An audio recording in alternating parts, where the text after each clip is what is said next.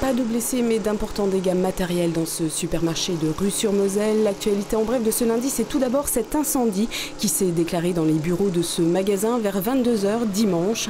L'alerte a été donnée par 2 témoins qui auraient aperçu une épaisse fumée noire qui s'échappait de la toiture.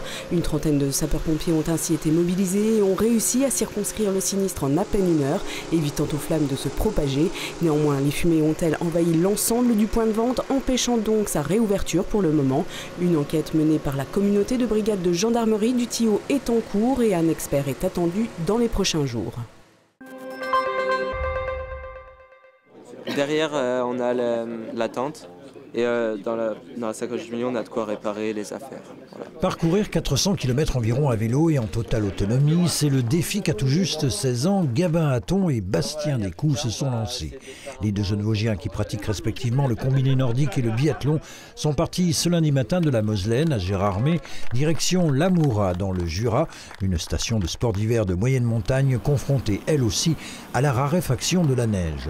Conseillés par l'association Transition Verte, les 2 amis iront à la rencontre des acteurs locaux afin d'échanger sur le thème du changement climatique et comprendre comment les Jurassiens tentent de s'y adapter.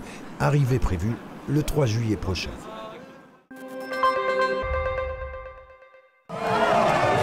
Certains n'auront pas parcouru une grande distance sur l'eau, mais leurs matelots seront allés au bout de l'effort à la nage et ça devait être plutôt appréciable compte tenu de la chaleur écrasante. Ce dimanche, 16 équipes participaient à la première régate en carton organisée par l'ODCVL sur le site du domaine des lacs de Thaon-les-Vosges.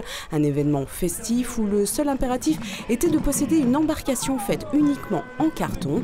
À l'issue des différentes courses réalisées en duo, plusieurs vainqueurs étaient désignés, départagés autant ou sur l'esthétique de leur rafio. Un rendez-vous qui cartonne et qui devrait connaître une seconde édition l'an prochain. Avis aux amateurs.